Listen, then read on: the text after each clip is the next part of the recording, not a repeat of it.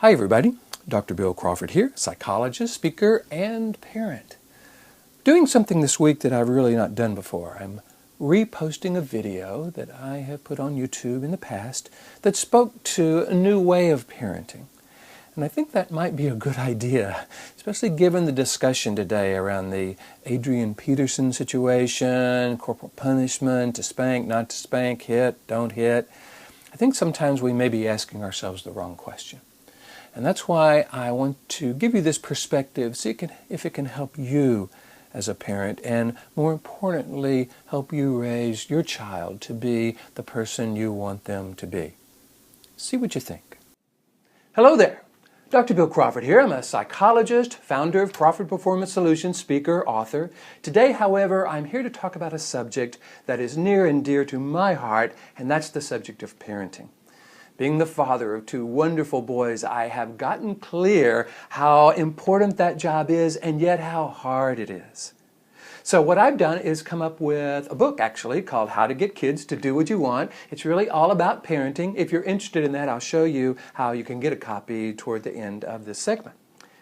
There's a quote, however, that I have found that is going to come out as one of my weekly quotes, another thing you can be a part of if you want, that I think speaks to the job of being a parent and how and why it's so hard.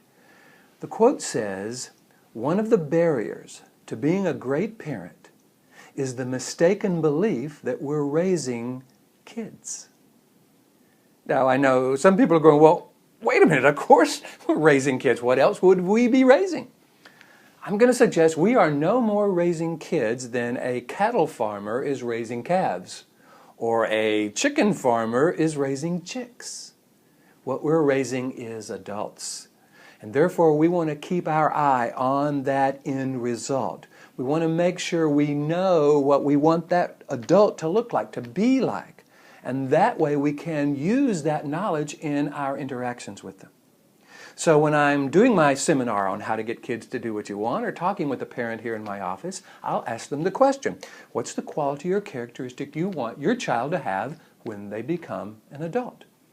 And they come up with great answers like responsible and kind and employed and confident and compassionate and loving, all wonderful things. What's fascinating, however, is the one word they never say. Not one parent, not one teacher, when I ask the question, what's the quality or characteristic you want your child to have when they become an adult? They've never said the word obedient. Now, I'm sure we want them to be law-abiding citizens, just like we are. And for those of you who have a spiritual perspective, maybe obedient to God may be one of the things you want them to be.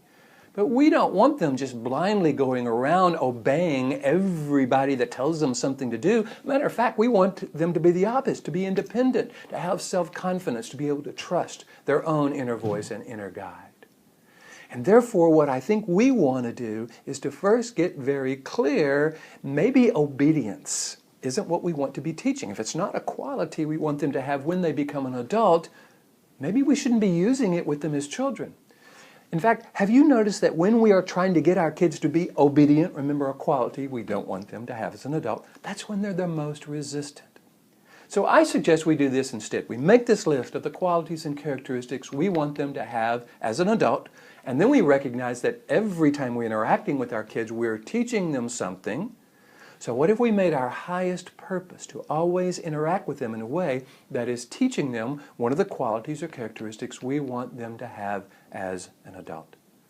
What I found as a parent is when I'm able to keep this in mind, and when I work with people and advise people, when they are able to keep this in mind, it allows us to teach responsibility by being responsible, compassionate by being compassionate, confidence by being confident.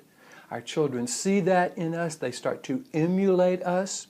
We become the role models that we really want to be because we are teaching them the qualities and characteristics we want them to have when they become an adult. If you found this valuable, you might want to get my book, How to Get Kids to Do What You Want. It goes into all kinds of ways to bring this philosophy to life. It also speaks to another philosophy that I have that has to do with how our brain processes information.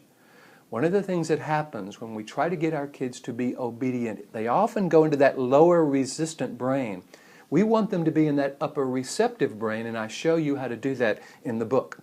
The book is also available as an ebook, as an audio book on CD, and as an audio download. You can go to my store.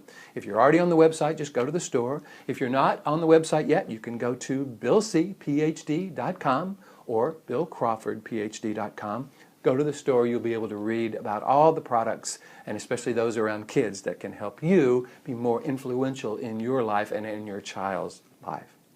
By the way, if you're also more interested in this information about the brain, on the first page of the website, you can sign up for 4 free videos that will explain this to you, talk about the difference between the brainstem, the neocortex, how to shift from one to the other, and how to stay in this upper 80% and bring our best to life regardless of the situation.